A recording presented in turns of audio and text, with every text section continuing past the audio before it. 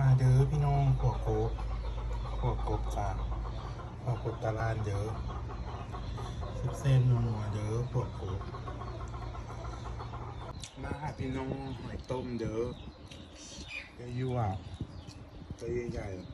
ๆนี่ค่ะน้ำพิมพ์นี่จ้ะหัวกบจ้ะหัวกบเนาะมีไข่เด้อยั่วค่ะมาหาพี่น้องหอยต้มเด้อยั่วๆตัวใหญ่ๆนี่ค่ะน้ำพิมพ์นี่จ้ะหัวกบจ้ะหัวกบเนาะมีไข่เด้อยั่วค่ะมาเด้อพี่น้องหัวกบจ้ะหัวกบตะลานเด้อเส้นนัวเด้อพวกกบ